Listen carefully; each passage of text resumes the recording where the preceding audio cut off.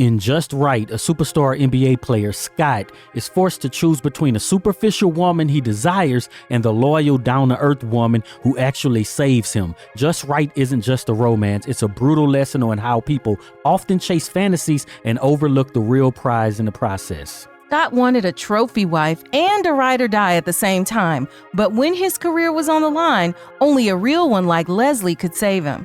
And even after he's saved by the woman who really cares for him, Scott finds himself back in the arms of the trophy wife type who abandoned him at his lowest. Let's unpack the hard truths behind this romantic fairy tale. I'm Heit. And I'm Cheri.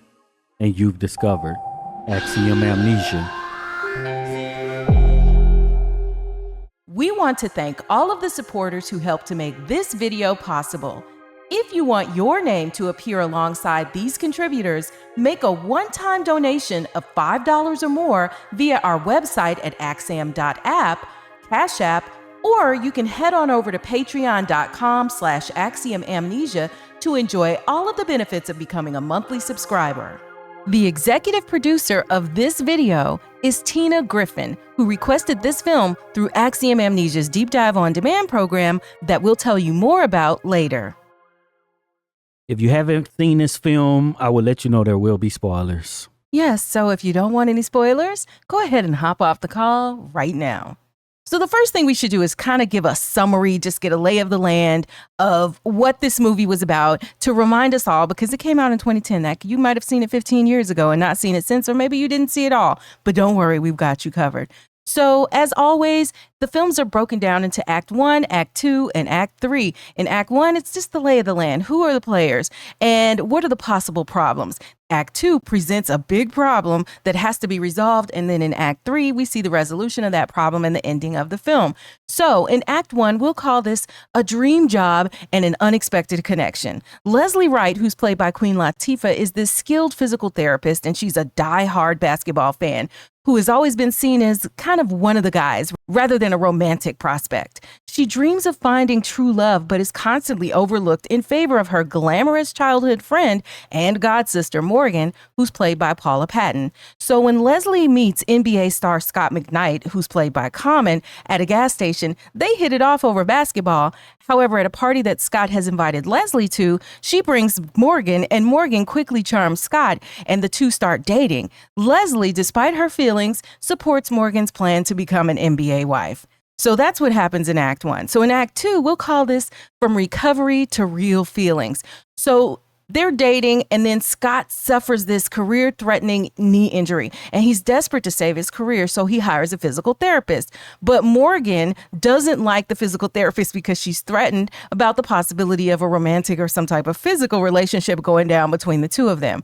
So Morgan gets Scott to hire Leslie as the physical therapist, and Morgan then decides, you know what, I don't even want to be bothered with Scott. He's injured. He might not be able to be an NBA player anymore. So she doesn't want to stay with somebody who might never play again. So Scott becomes depressed after she leaves him, and Leslie starts helping him regain his strength and his confidence. During their time together, they start to bond over their love of basketball, and they develop a deep friendship. So as Scott recovers, he begins to see Leslie in this new light, appreciating her genuine nature and unwavering support.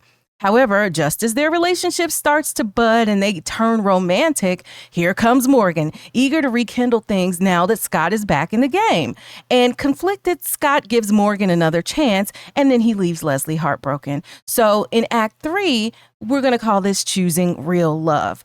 As a result of Leslie's work with Scott, now she's highly sought after as a trainer for all of these multiple NBA teams. Meanwhile, Scott soon realizes that Morgan's love is superficial, while Leslie was there for him at his lowest. So on this show, while he's being interviewed, he publicly declares his love for Leslie, and he chooses her over Morgan, the trophy wife type, right? So Scott goes off and he finds Leslie to tell her that he would just be willing to be traded anywhere in the world just to be with her. After initially hesitating, of course, Leslie decides she's going to take him back, and she embraces their relationship. And then the film ends with Leslie and Scott as this married couple, both working and playing for the same NBA team, the Nets, in this movie, proving that real love is about substance and not appearances. So that's a summary of what happened in the movie. What did you think of this movie, though? It's typical of those times, right? When people still believed in romance and stuff, it was like at the end of that when it started to just really get to the Break point where down it's going to be completely be waned, right? Yes. That was the waning of romance. So Scott, he had these two choices, right? You have Morgan, who's this trophy wife, and then you have Leslie, who's more down to earth and the woman who actually had his back in this movie. So why do people chase the superficial type of attractiveness, right? And it doesn't just have to be women who are, the women as the object, right? It could be a man's money or a woman's looks or, things like that, right? It could be beauty or money. But then reality somehow forces them to rethink the decision, right? When they realize they're with somebody who's not solid. And that's kind of what happened in this movie. I have no idea. Is that just like a human nature thing? Because it just seems to be that is just a prominent thing. Like just like when you have the peacocks, right? A peacock, all I care about is what your feathers look like when they all spread out, right? Yeah. And that's sort of a thing. And I do think that there's a part of it that is just baked into how humans are, right? Because that is a part of quote unquote attractiveness. And if you're talking traditionally, right, then traditionally a woman's beauty is going to be something that a man is attracted to and then also how a person looks. Let's just keep it 100% real. How a person looks is the first thing you see. Like you don't get to know their personality first. When you encounter them, the physical is what you see and first. It's kind of like with your food, right? Hey, if you see something like when you see berries and these bright colors and stuff, we want to eat that stuff. Yes. Right? Just in nature. And want us to cover your favorite movie ASAP? A one-time contribution of just $50 or more to Axiom Amnesia gets you a deep dive on demand, a 30-minute discussion on any film you choose. It's easy. Step 1, send $50 via our website, axiom.app, where you can pay via card, Apple Pay, or you can pay directly via Cash App at $Axiom Amnesia. See the links below. Step 2, tell us your movie, email, the name you want to appear on screen, and what kind of deep dive you want. General, a specific character, a particular aspect of the film, etc. Step 3, watch your deep dive on demand with your name listed as executive producer. Lock in your deep dive on demand today and hurry. Spots are limited. This offer is not valid for filmmakers or distributors. Subject to availability and terms apply. And then, if you talk about attractiveness that goes beyond physical and look at what is attractive to gender-based attractiveness. Okay, women like men who look good too, right? But at the top tier of things might be looks, but it also tends to be the ability to support and care for the woman, right? Yeah, because that part is the nurture part, right? That's the societal setups of the things that a woman traditionally wasn't the one who worked and didn't provide, right? So then it's what's attractive is, well, who is this man who can provide? But that's kind of switched on his head because we talked about the film Disappearing Acts and you had Franklin who probably just needed a place to stay. You know what I'm saying? So now I need some financial things from the man and it's not just, okay, all I have to worry about now is how the woman looks. Right. I mean, so let's just say also when it comes to longevity, like a dude who might just need a place to stay, maybe that's a short-term thing for him. Whereas a woman who wants to marry a rich guy, for her, maybe it is the long-term thing. But this is what it is, right? Or a guy who wants to marry a good-looking woman, that's, he's like, I'm going to marry her and I'm going to stay with her, right? At least as long as she looks good. As long as she's continuing to be maybe what was the initial attraction in the beginning. And so I think that is just a natural thing. It's I think natural for a woman who is going to be connecting with a man and presumably in the future, like if they're going to have a family or whatever, connecting with a man to be concerned about his ability to provide, because even if you just look at the biological basis of that, you're going to have some downtime if you're having babies and everything else, unless you're independently wealthy, which just sort of removes that as an obstacle. But I do think it's kind of what we saw, what we hear about is that if you ask women what they want, they're going to say those same vanity things, right? Yeah. So basically the way he looks, you got to have a beard, full beard nowadays, right now, right? Yeah. Tall, blah, blah, blah. Well, right? I mean, all So you it's need to physical. do is listen to what's in romance novels or in romance movies, right? The man is not usually ugly, by societal standards, right? He's maybe not even usually average. He's usually good looking and he has all these other attributes, right? That's what we see here. So, we do find in this film though that there's the theme of, what is love, real love, loyalty, and then also self-worth, because we do see Queen Latifah's character, Leslie. She is more of a tomboyish. She's not the ideal, but she's also comfortable in her skin the way she is. So she's also not just trying to be this girly girl when that isn't who she is, but she's lonely and she wants the same things, but she realizes up against Morgan, who is going to be what you would call, I guess, a conventional beauty, that she's always going to lose out if it's solely based on looks, right? That she has accepted that in this film. And that is something that makes you feel a little sad when you encounter watching this on film. But I think it's real. It's how real life is. And whether you're talking about... but the movie is about a pursuit of a super rich, famous guy, too. Right? Okay, but just take your high school. Okay, so if in the high school, who are the most desired people? The cute, the ones that look the best? So being most desired is different than not having a partner at all, right? That wasn't her only thing. Like, just because she couldn't get this guy, she couldn't get any guys. Right. Right? And this is not high school, right? So almost everybody got somebody. Well, she talks about in the movie how she was popular in high school, right? Yeah. And in fact, she was the one that was always with all the guys because, they had common interests and stuff, but she was friend zoned by them, basically. Even we see in the beginning of the film, she goes out with a guy and he's like, but, it's not you, it's me, kind of thing he tells her.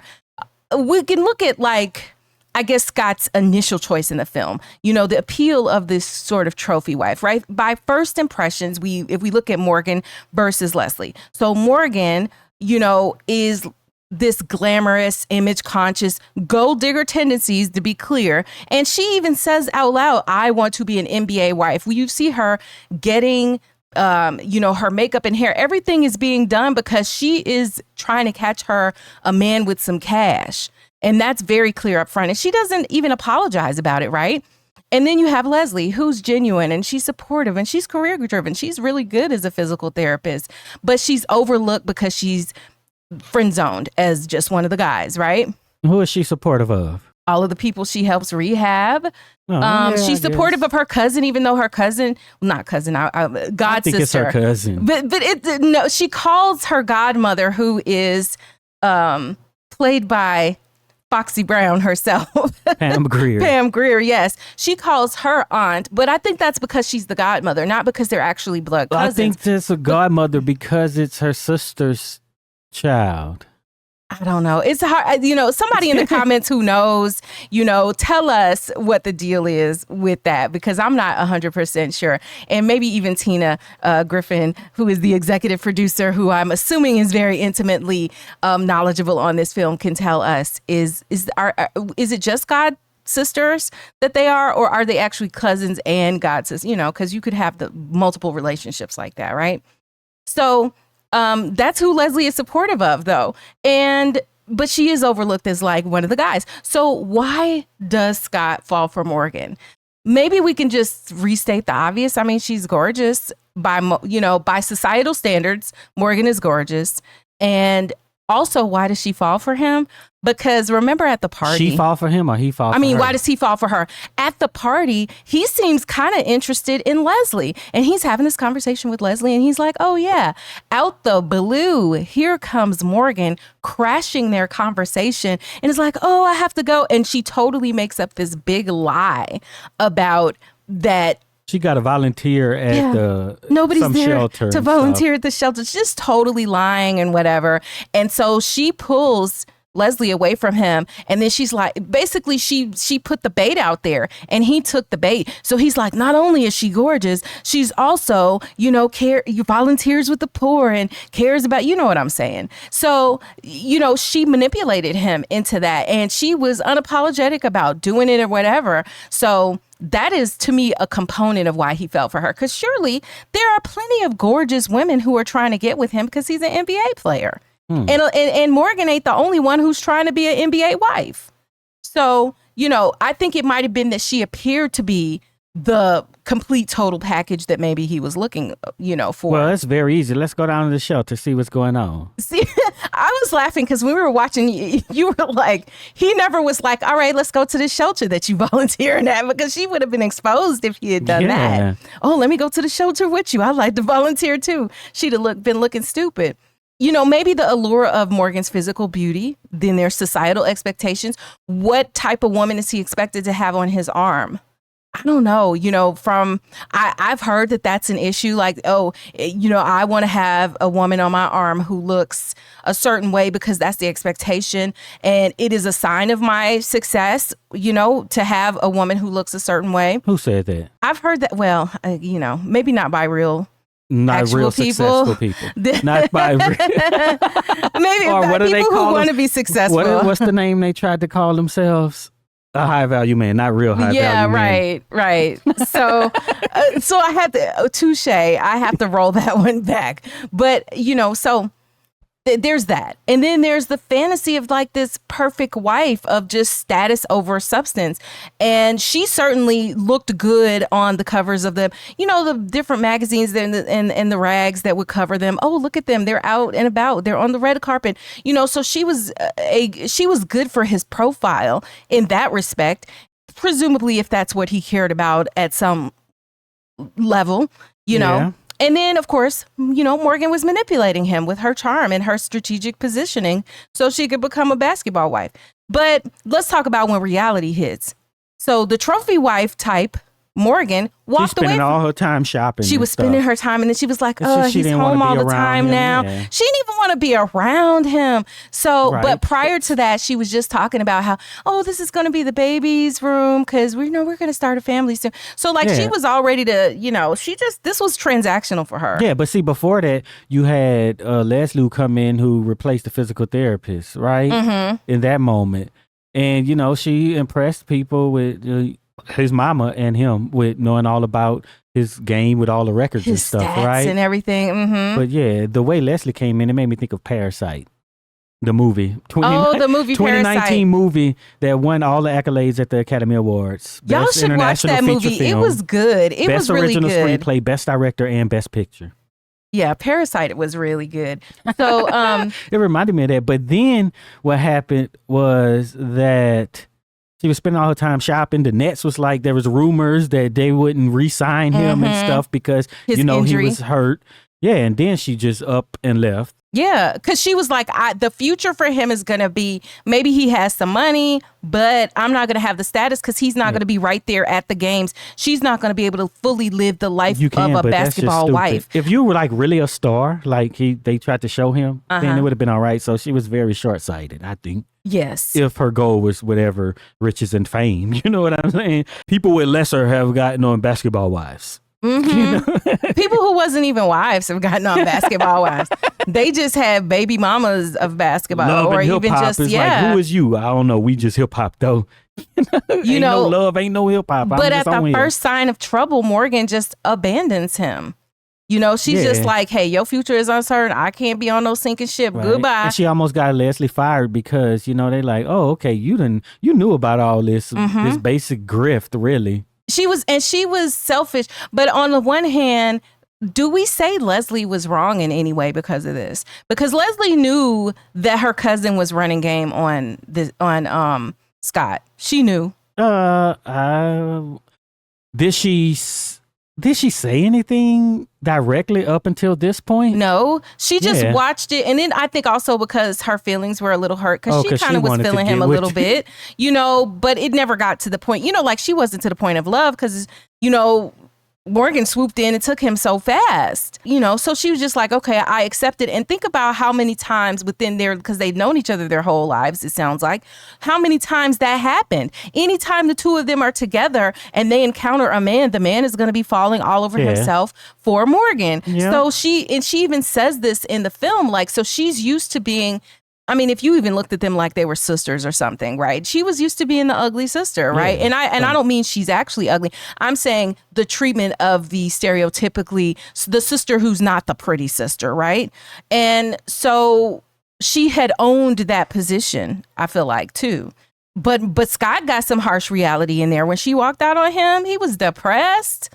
But yeah, how she was like, she left. I was like, oh, we got something here. She was like, I left because I want to be somebody. And I was like, ooh, what about me, DJ? yes, I know. Remind you of like, Hustle and dang, Flow. she wanted something, but then she was like, it's because he don't have a future, bruh. Yes. I was like, you done had a revelation. But it's more than that. And we should get to that, So Yeah. I just quickly want to say, like, the turning points, this harsh reality smacking him in the face. And many people do not realize other people's worth who have been in their corner until they lose everything. You have a person who is there fixing stuff for you, making stuff right for you or whatever, but you don't realize what they contributed until the times are there. And what's funny is that really Scott and both Scott and Morgan did the same thing in this movie, right? They used somebody until they could do better. And then it was like, oh, okay. So even after Leslie gets Scott back on his feet, he done slept with her and everything. Then as soon as Morgan comes back, after Morgan did him, it'd be different if even it was a different girl, and he was like, oh, well, I'm gonna get this over here. No, you went back to the chick who did you dirty, that has a history of doing you dirty, who isn't gonna be in your corner. And she had a good sob story, right? Well, she did. So let's talk about that sob story that she says. So what Morgan says in the movie is that basically her mother died at, when she was at a young age and stuff, and how she just was afraid and essentially just pushing people away. And how she that was her sob story. That was her story. And I do think that part of that was true, but this was also how she was navigating the world. And for her, probably her beauty was always the thing that brought people to her. So why wouldn't that be what she was using? And so that's what she was using as her, quote, talent this whole time, right? She had been married and divorced from, I think, a rich husband prior to this, so she knew that, she expected that to be her fate in the future. But I don't know, did you believe her story or was she just running the game again? Well, I believe the part about her parents dying at 3.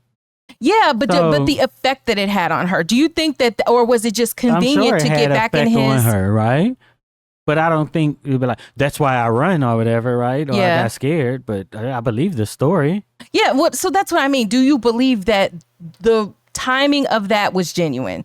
Her presenting the timing of her deciding right now, when I'm trying to get back in your good graces, now is when I'm going to tell you that, no, I have that's these different issues. than believing the story. Okay, well, I said believing the story, but what I meant was what I actually articulated just a second ago. Yeah. So I think she just wanted to get back. Like, that was the whole theme throughout the movie. She just wanted to be in the right position. Yeah, so he was hurt. She left. And then when Leslie got him back into the game and he was successful, then she came back. So let's talk about these two, Leslie versus Morgan. And, it really is almost like the ultimate contrast, right? We have Morgan, who is like this opportunistic type of love. She's only there when things are good. When things get bad, she's going to bail. And I have no doubt that if things went bad, if he re-injured that knee, she was going to be like, I know I said I was going to be here, but nah, And by then, maybe because she was talking about how the wives use their relationships as a stepping stone to become, quote unquote, somebody, right? And we saw this kind of in real life. Not that Shawnee O'Neal doesn't have wonderful attributes and isn't an intelligent woman, but like the reason we know who Shawnee O'Neal is, the reason that we know about Basketball Wives and all of that is because she was married to Shaquille O'Neal. Like, would she have been able to have a show like that and have all of these things if she didn't have the higher profile? I know who it is now, but I don't know nothing about her. Well, I know very little except that she was married to him. And then when they got divorced and whatever, now she's married to, I think, a pastor or something like that. But she has a whole lot of money from the empire. Hoops.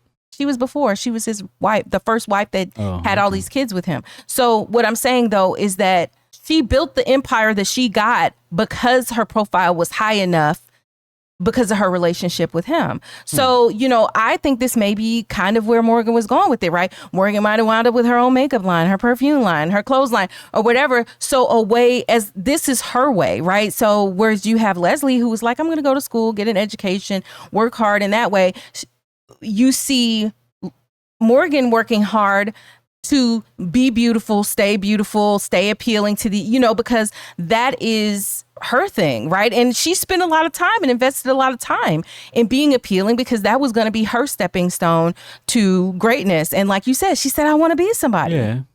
I want to be, and I think it still was significant that she said that, right? That, and what somebody is, well, it was constrained by her kind of small-minded thinking in a way, but I think the sentiment is still the same, and then of course that contrast with Leslie, right? Who's authentic, she's loyal, she gives unconditional support, she has true partnerships and emotional connection with Scott, and it's beyond fame and fortune. Yeah, she doesn't care about that stuff. You remember when we covered Fresh? Yes. And Fresh's sister? Yeah. What she said? Well, there ain't nothing to be loved by a fucking saint. This was her, first she was a Nets fan, right? So she loved the team, loved the players. Yes. She's a physical therapist who appears to just love her job and love every patient. Yes. Right? So the fact that she went above and beyond or quote above and beyond to make sure that he got over his injury doesn't really say much, right? Except for the commonalities. They had things in common was the difference. But but her support and loyalty and all that is just, I don't think is any different than any other person she interacts with. Okay. As far as from him as a patient, but I think when he became her friend, when he shared with her, remember he had this secret room where he had this grand piano in there, and he could play his jazz piano and whatever. She knew the songs he was playing. She came in and sat down, but then when he got back with Morgan and Morgan heard him playing, Morgan was like, "You mind if I shut this door?" Because she didn't want to hear that. Exactly. So they didn't have as much in common, and they couldn't they couldn't talk. Think about it. Morgan ain't know them sports stats. They couldn't really talk about as much and have as much of a, I don't know. They weren't friends. Yeah. They didn't have a friendship, and it would be very hard for them to kind of have a friendship. So it started and it ended with what she looked like and his money. Right? Yeah. That they were like a match made in heaven in that respect, because they both wanted something superficial from the other one. But it wasn't until you see Scott kind of develop a little bit more gumption. And sometimes I guess, maybe this never would have happened if he didn't have the injury, because that's maybe he wanted something different, right? Because that's why he ended up attracted when she manipulated him. Yeah.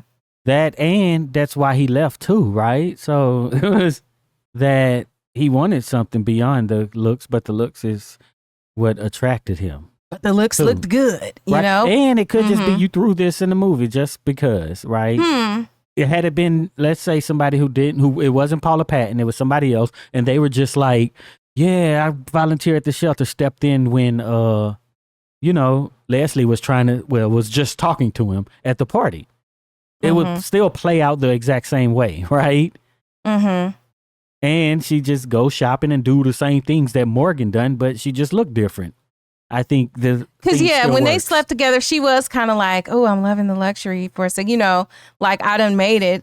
And then Morgan was at she didn't even get to put her clothes on after the night they had together. And Morgan was at the door like, "Move out the way, I'm coming to get my man." Yeah, she was all happy. She jumped in the bed and was dancing around and stuff.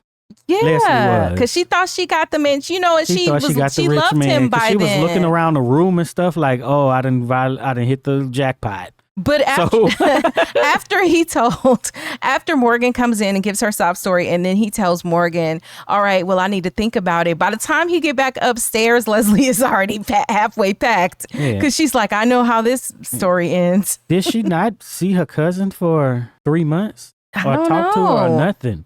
I don't know. That was a weird thing, because it was like she hadn't, but their last encounter was an argument. So maybe they didn't talk for a couple of months. But then, Morgan had been living with her also. So I don't know. It's very weird. So Scott had rehabbed her car and stuff, and she was up there packing her bags already. And then next thing you know, she crying in the car. I know, because her heart was just broken, because I think that she allowed herself to believe something was possible. And then it looked like it wasn't going to be possible in that moment. And so it just, instead of making her be like, I can dream now and it can be real, it reinforced her image of herself.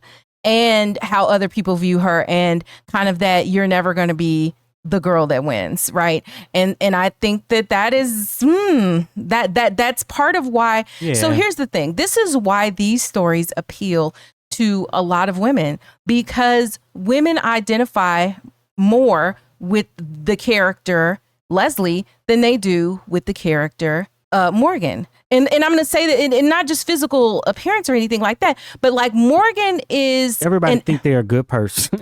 But also Morgan is an outlier. So she is what people would probably term like drop dead gorgeous. She is, a 10 out of 10. And okay, forget your personal, individual things. I don't think she's that cute, because I know somebody in the comments going to say that. What I mean is, collectively societal standards would say that she is a 10, whereas Leslie is average, right? And so average against a 10 is going to not win most of the time. And so when you have all of these dynamics going on, then it's easy to see why Leslie felt like she felt this whole time. And the reason that women identify is because most of us are, quote, average, right?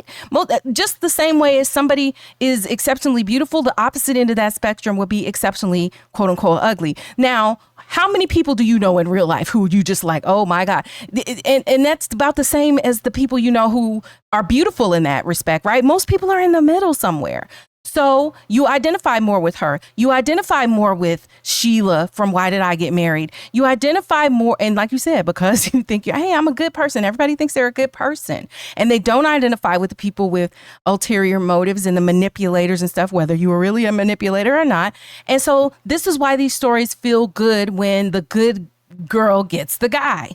And it's the same. The prize, because, they weren't competing over a regular guy. It has to be a guy of a certain stature, right? Certain income, looks, prestige, fame, all that. But Sheriff Troy didn't have as much money as Mike in Why Did I Get Married? Right, but he was still the prize. That was a good example in a movie, right? That's the outlier we're talking about. Yeah, you might be right.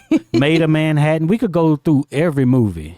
Yeah, that's true. These romance Pretty movies. Woman. Yeah. It's can I, somebody who is exceptionally not qualified by societal standards, can I get the guy who is this, unicorn, gem, rich guy, whatever, Yeah.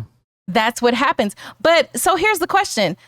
Why does Scott choose Leslie in the first place? Why does he finally choose Leslie? Because, at the end, because he does go back. He doubles back and he's like, yeah, I'm going to go ahead and get with Morgan. But do you think that he would have gotten with Morgan if Leslie hadn't stormed out? If Leslie had, quote unquote, fought for him in that moment? If Leslie was like, look, we together, I've been here. You know what I'm saying? If she told him those things. Now, her dignity, I don't know anybody, I wouldn't have done it. Who would have begged? But I'm just saying, if she had said, so what you mean to tell me is that after I done rehabbed you, got your career back for you and helped you. Happened, right? When yeah. He was just like, well, that just don't go away after 3 months, right? Because she just upped and left, right? Yeah. And I loved her, and that don't go away. But so that's where the ending of the movie just fails, though, right? So basically, Leslie go back to her old life and stuff, and But she's wanted now because of her interactions with him. So she got a better job. She don't have to just go back to the physical therapy. So you got the scene where, okay, he's into music, jazz. They bonded over music when they first met, about the whole Joni Mitchell stuff, and then. His secret room with the piano, she went in there, he was playing a song, she knew the song, she started singing it, and she really appreciated that. But then when Morgan came back, Morgan, closed the door when he's playing the piano. It's like, can I just close it? Because she don't want to be disturbed by that jazz music stuff, right? Yeah. So then he was talking about how he got back into the NBA and working with the physical therapist, and was talking about how great she was, because what we didn't talk about was that when he was moping around after he got hurt and after she left, right? After Morgan left. So then Leslie took him to Rucker Park and stuff and, started working on his mind, right? Mm-hmm. His mind state, and getting him there. And she really worked with him mentally to get him back to the place where he could do his physical thing, to go back into the NBA by the end of the playoffs, which was just wasn't expected to happen. Right. So he's talking about all that in a national interview, and then in the middle of the interview, he's just like, Has an epiphany. You gotta rip off his lapel mic and stuff, and then go run. And then Morgan is there, and she just like all of a sudden, yeah, go get Leslie. Basically, she's in St. Louis or whatever the heck she said she was. Because she was getting recruited by all of these teams to be their physical therapist because of such great job she done with Scott McKnight. And she had chosen to not go to the Nets, although they made her an offer, because of course she did not want to have to see Scott and his, wife. Yeah, she was in Philadelphia. She was meeting with the 76ers. Oh, okay, Philly. Yeah. He got to run and go get his woman. Yeah, he get back there, and she having a meeting with the 76ers after it's over. And then they make it like he's try to be so clever, and she call, and then she accepts the job with the Nets. Yeah. Right, where they're from. But yeah, it just fell. Right. But why did he do it? Because while he was talking about it, he just was like, all right, yeah, this is who I should be with. But the whole Morgan thing, that was really weird. That just all of a sudden, yeah, go get your woman because you should be with her. But it's like, did she do it? Did Morgan do it for Leslie? That part of saying, just go, don't worry about me? Or did she do it for Scott? That is a good question. I definitely don't think she did it for Leslie because Morgan ain't never gave a crap about what Leslie felt like anyway, the whole time. Yeah, but he had an epiphany in that moment, could she? Well, she could have had an epiphany, but I think it's more likely to she be didn't care for Scott either, so would she do it for Scott? I think she did it for herself. Why? What did she get out of it? She lose everything that she worked for. Well, since we know that they like to have the same women over and over, and then she could easily just get with another NBA player. That's what I'm saying. She could have done that when she broke up the first time. Well, that's probably what her game plan was anyway. Well, she was just back at the house living. She wasn't going to the game sitting in the wives section no more. You know what I'm saying? Like that's where the movie just it ain't working right, because you get your new social clique, right? You're in with the wives who she always talked about the whole movie. And especially at the beginning, she's in with them. They're her friends now, and she's in their circles. So maybe she was like, I'm gonna let average girl go ahead and get this man because I know I could get 10 of them. So then by the end, she's all redeemed. They're sitting together at the end of the movie, right? Like, all right, Morgan is a great person after all we've seen. Well, can we also talk about how I want to say that Leslie's mama might not have been crap? Though, well, because I did. So some things happen. Let's talk about these things. First thing that happens is the night that they're going to go out to Scott's party before Morgan even meets Scott, right? The mother comes in. She's like, these the earrings that your grandmother wore, da, da, da, da, da. Yeah. Or these, my mother wore these, and this is the night she met. So she says, you going to get you a husband tonight. And then Leslie is smiling all like, oh my gosh, mom. And then she gives the earrings to Morgan. And so she clearly has zero confidence in Leslie's ability to pull a man. Leslie, you are not in line for a husband tonight, but this is her own daughter. And I'm like, why are you being like that? But you could tell the mother was more like Morgan than she was like Leslie. But Leslie at least had a good daddy. Her daddy, who was played by Pickens Jr. What's his name? I can't think of his first name. But Earl. No, it's not Earl. It's the guy. James Pickens Jr. James Pickens Jr. Yeah, from Grey's Anatomy. Yes.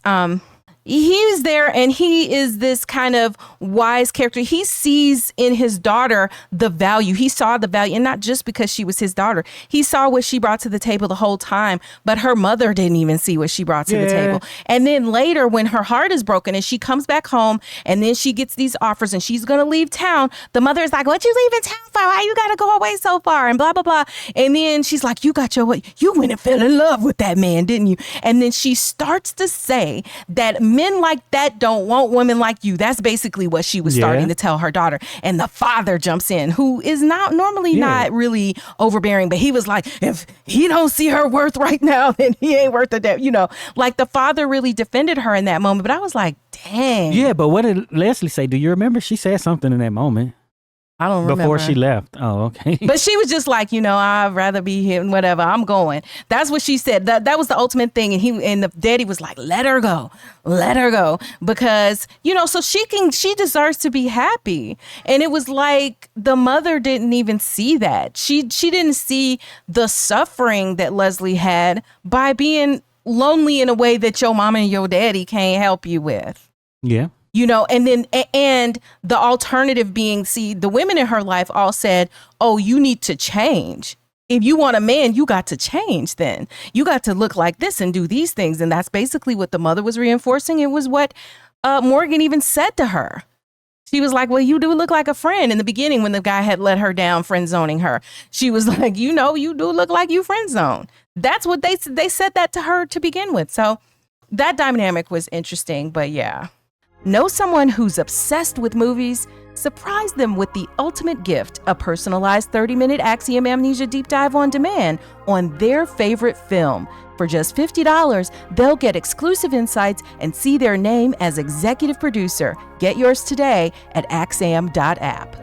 So why does Scott actually choose her? Like, do you think that he actually had growth?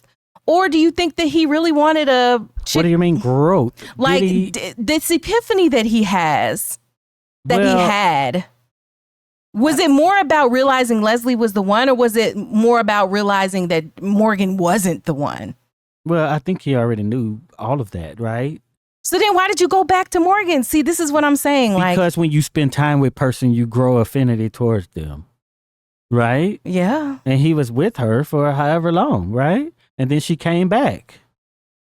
I think this is something that I think is not said often enough. If there's somebody who you spend time with that you get along with, that whatever, because you think about like how we talk about work husbands and work wives and stuff like that, the people that you're spending time with and you like and you get along with that are of your sexual preference, right? There's a lot of potential there. This is why you got to be careful if you already have a husband and wife at home with your work husband and wife, right? Because I think that time and those bonds that are built by naturally becoming close to one another, that counts for a whole lot. So that's what happened. Morgan was gone for 3 months and then Leslie was there with him for 3 months. Probably he spent most time with her. And she lived with him though. Like she was lived with him. And every day you're probably doing 8+ hours of physical therapy to try to work your way back into this elite. And you're eating together. You're going places. You just spending all your time together. Yeah. Mm-hmm. And she showed that she knows what his history, right? Took him to Rucker Park where he used to play and stuff and all this. And they went to get the local food, Yeah. So she knew about him, knew about the game. He loved the game. But can I tell you what I thought was just like obnoxious a little bit when she was sick and then he was feeding her the soup? Like, you that sick that you now can't. Let me take care of you. Yeah, I like that sentiment. That sentiment is like A1 for sure. Every woman would want to hear that from a man who loves her. But the idea that you can't even lift the spoon to your mouth, that was like over the top for me. Because she was like, he was like, let me take care. And I don't know, maybe it was just the dynamic of the acting or whatever. What I will say, though, is I did, as far as the acting between Queen Latifah and Common, like I did feel a level of chemistry that was there. I was like, okay, y'all did that a little bit because, it doesn't always work. When you see, like, I remember the episode where Grant Hill was on Living Single and he was the love interest for Queen Latifah's character. I didn't like that. That chemistry was not, it just was kind of like not really believable, but the Common and Queen Latifah in here, I was like, okay, did y'all smash on the set? So the thing too is you got all the music, everybody, right? You got these crazy cinematographers, you got directors and all these people who bring this together. On a TV show, you work on it, that specific aspect, maybe a week. You know what I'm saying? If that. Probably and maybe Common is a better actor. Maybe she knew Common better. You know what I'm saying? But actually, I think she did date him back in the day. I think she did actually, or at least there were rumors of dating between Grant Hill. Grant Hill and Queen Latifah? Yeah, back in the 90s.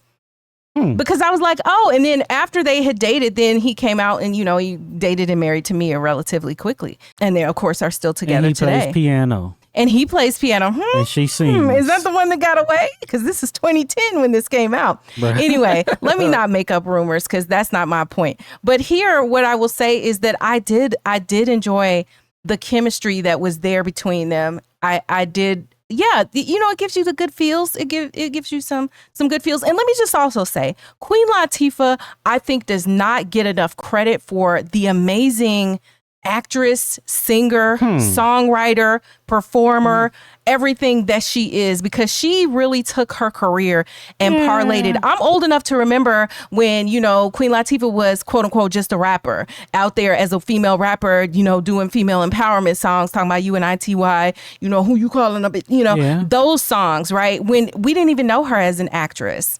Yeah. From that what about to Paula Patton? I don't know what else she does, but I think she was a good actress in this movie. What? I'm not going to say Paula Patton wasn't a good actress. What I think is just that Paula Patton plays a role that is not any different than every role. What role is she any different? She's always this character to me. Is she? It's always was she in Precious or was that Alicia Keys? I know they look alike to me. Alicia Keys. That was, what's the name in Precious? That was Mariah Carey. Oh, all right. Yeah. All three of them, they look the same when they be in these roles. Because but if she was in some other movie like that, that's why I get them mixed up. I don't know which one was which. Okay, so she was also, Paula Patton also to me was in Jumping the Broom, and then she was in some other stuff. Yeah, but so is it that role? Paula Patton's roles always rely heavily on her beauty. What? Yeah. Look, okay, now I got to go look at her. What does the acting got to do with her? I don't understand. Okay, so if you compare Paula Patton and back in the day, think of Halle Berry, right? Deja Vu, but it still relied on her beauty. What do you mean rely? If I see somebody say, hey, what are we doing today? What that looks got to do with it? How do I rely on the beauty when somebody's saying something? Right? So you could go to Tubi and watch 1,000 movies of so-called beautiful women and you they're fucking horrible actor. I guess what I would say is that. See, that was her in Precious. Who was she in Precious now? See, it was you two of them in Precious. All right, I knew she was in Precious. Okay, all right. She was the teacher in Precious, wasn't she? Because the social worker was Mariah Carey. Okay, y'all. I stand corrected. But my point about Paula Patton is that she always seems the same to me. Oh, yeah, mostly. And just like Denzel is the Washington. Same to me in everything. Most things, I would say, not everything. You know what I'm saying? He is the same in most things. Yeah, exactly. But he's good, right? That's why you get those roles. Except like Glory. Oh, he was different in Glory, but the rest of it, that was early. Yeah, that was early. But it was great. His character in Glory, I liked his character in Glory, because he had more spunk. Yeah, well, Malcolm X was different because it was a biopic, but also because most all the characters he plays are like these dignified types. You know what I'm saying? So he wasn't playing, because even when he played somebody who was quote unquote street, it was is it American Gangster? Is that the name of the movie? Oh, American Gangster. I was thinking of Training Day. Or okay, so Training Day is one where he was different. But then you have different, because he's been around forever, you have these different eras of Denzel as well. You know what I'm saying? So you have, to me, the early era where you have more diversity of characters, I feel like, because you got the Spike Lee movies that he did, then you got Malcolm X and Mo Better Blues and that, and then you have Glory, and then you have one of his biggest different was Roman J. Esquire, I think it's called. Okay, Roman J. Esquire was different. Roman J. Israel Esquire. Okay, he was very different. But see, now we were talking old Denzel too, right? As in older aged Denzel, right? So you gotta factor that into the consideration. So what about James Pickens Jr.?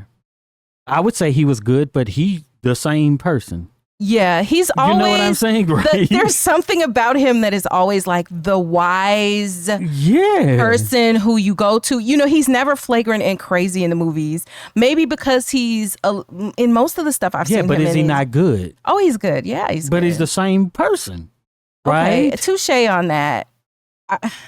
I guess because, well, maybe another way to say that is that Paula Patton's beauty might be distracting to her roles. guess. When the beauty is not key to the role. Here, the beauty was key to the role because you couldn't have an average chick playing somebody who was supposed to be, a 10 on the scales of beauty, right? Well, what I was saying earlier was that you could have put somebody else in there to do the exact same thing because the role was that she's a gold digger, basically. But she had to be a believable gold digger who had a chance. What? Right?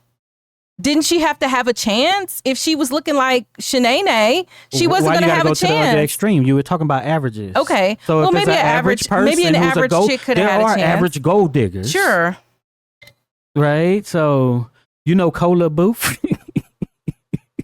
See, I don't think she's average. Okay, well. But yes, I know her. She's older now. Yes, but I know who she is. Yeah. So what I'm saying, so like there are people who aren't just supposedly off the scale, but I don't know. So like Pam Grier, she is just standard. I don't look at her role and be like, she was good, right? Yeah, she just was meet standards or whatever. Alicia Rashad, I don't think she had that much in here. She didn't have that much, but we know she can. Right. She's a good actress. But Common, it was parts I'm just like, no, nah. So for him, he had this pensive, serious expression, or it was supposed to be that, but it would look creepy. And I kept telling you that during the movie. But I would say that he did better than a lot of people, might do in acting. So I'm not going to say, but there were moments where I was like, bro, don't do that look. I know you think you're, doing a look but it looks scary a little bit. So he tends to do a little bit better to me when he's not trying to look a certain, I don't know how to describe it. I would just say there was moments where I was like, what is that supposed to, you look. I know, like what does that mean? What are you thinking? Yes. So, but I mean, he's not an actor, but he did the role okay enough that, it wasn't a disaster. I think he's an actor, like Queen Latifah's an actress. When I say he's not an actor, that's not where he acted in a role which technically makes him an actor, but his craft that he has honed and studied and everything like that is probably music. You know how many acting. roles Common got? A lot. Yeah. But that's how I look at it. I don't think he's bad. But it can be. So like to me, when I look at Queen Latifah, I feel like, oh my gosh, Queen Latifah can stand up next to any person who started as an actor and became award winning. Do you know what I'm saying? Okay, so if I put let's say Common next to Mekhi Phifer, how big is that gap? You know what I'm saying? Y'all like go to the comments. If we start that's a pulling good some question. people out of the 90s. Okay, let's pull some people out. Okay, I'd rather sit than say Mekhi Phifer. Let's say that's the first person I could think let's of. say Blair Underwood. I don't know. Well, no. I was gonna say Love and Basketball. Love and Basketball. Omar Epps. Okay, Omar Epps. To me, that Omar Epps is coming from the kitchen. Yeah. Okay. So Omar Epps versus Common as an actor. I think the gap is pretty wide. Okay. Yeah. See, so to me, that's what I'm saying. No, you pick somebody where the gap would be wide. Right? Do y'all see what he doing? Okay, no, maybe you talking about holding up against people who are considered real actors. I pull out some people who Bokeem Woodbine. That's another one. Intentionally. What about the other guy from Jason's Lyric? Which one? Well, let's put him up against Dwayne Martin or the one from Jason's Lyric. Oh, Jason. Dwayne Martin. Yeah. Okay. What about Jason? What about Jason from what's his name? Dwayne Martin. He's meets standards with Jason's him. Yeah, Lyric. he's just as good as what's Dwayne Martin. What's the guy from Jason's Lyric? Yeah, I know who you mean. Dang, why can't I even think of his name? The one from New Jack City. Hold on, let me just get his name. So we can do this. Alan Payne. Okay. Alan Payne. So what about Alan Payne? Alan Payne? Okay, he's about the same. Okay, I would say he could be about the same as Alan Payne. I'll give him Alan Payne. See what I'm saying? Okay, I see your point. So which is why I said it's not like he's not a bad actor. Yeah, but he's an actor. But what your standard was up against point of bringing people it up who was are to say established actors. The whole point of bringing it up was to say how amazing of an actress that Queen Latifah is that she's not in the just meet standard actor role. That like you have that was my point. You was talking about he wasn't a like, well, his craft is rapping. His craft is acting, and maybe he's not the top let me tier. say this. He's not as good as Mos Def, Yasin Bey. He ain't nowhere near that. All right. I would say that. He's not bad. He's not bad. But I was saying he wasn't bad so that I could say that he's not bad. So, and he's not an actor. So my bar for him is like, you know what I mean? That's really what I was trying to say. You brought up Bokeem Woodbine. He have glimpses of being a bad actor. But that's a different conversation. So Bokeem Woodbine, what I would say is I thought he was an okay actor for the 90s. But when I saw him in Queen and Slim, which is a lot more recent. I didn't like that role. I'm from Louisiana, so you know how that goes. So I would say that I felt he was amazing in there. He was like nobody. You didn't like the accents and he took how Juvenile raps at times and incorporated that into his character. That's something like Juvenile would say in a song. Nobody. And like, why is you talking like this? That's not how he talks. Yeah. So I think your issue was less with his actual acting and more with his interpretation of what someone from New Orleans would sound and look and act like. Right. But it's very specific. And I just think that in that case, but like if we could set that aside and let's just say he was supposed to be from Chicago and he said and whatever, then you're not going to be personally as offended. Maybe it's sometimes where I see like, wait, that's a very weird New York accent, but okay.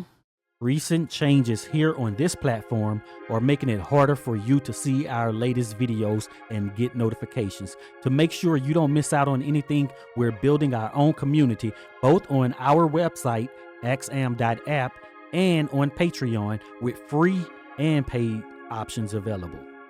Here's the deal. While you can still watch our videos on YouTube, much of our current catalog and many of our upcoming videos will become unlisted and only accessible to our Patreon, axiom.app, and YouTube channel members. We'll be posting links to these unlisted videos directly on Patreon and axiom.app, so you'll be the first to see them. If you're a member. If you choose the free Patreon option, you will still get access to some exclusive content like watch parties where we watch movies together and give the commentary and other special videos. But premium paid members will get full access to all of our exclusive content. No new account is needed to join our Patreon. Just log in with your existing social media account. While some of you may find this announcement disappointing, don't worry. We have no plans to leave YouTube at this point, but you guys are our cousins and our tribe, and we refuse to let platform changes tear us apart. So help us stay connected. Join us on Patreon today at patreon.com/Axiom Amnesia. You can check the links down below or in the comments. But so that, so back to this whole movie. Like, I'm glad that we watched because honestly, I do have to say, first of all, let us just thank Tina Griffin, who is the executive producer of this video. And I'll also say I hadn't seen this movie in a long time. And the way I categorized this movie in my mind was with other movies that came out of the similar time, which are not in my rotation of films that I watch over and over again. But this one is one where I was kind of like, okay, I do like the little, I like the happy feels you get from them getting together. And, I do love a good romance story, even if it's unrealistic and fairy tale-ish at times. I just love it. And this is one that I could watch again. Yeah. This is definitely one that I could watch again. So we thank you for that. Yep. If you made it this far, type gold digger in the comments so we'll know you're one of the real ones who stick around to the end. And be sure to check out one of the videos that's on the screen right now. And also go to axiom.app where you will find all of the videos that we've done recently. And also look down below this video. We got merch now, y'all. Yep.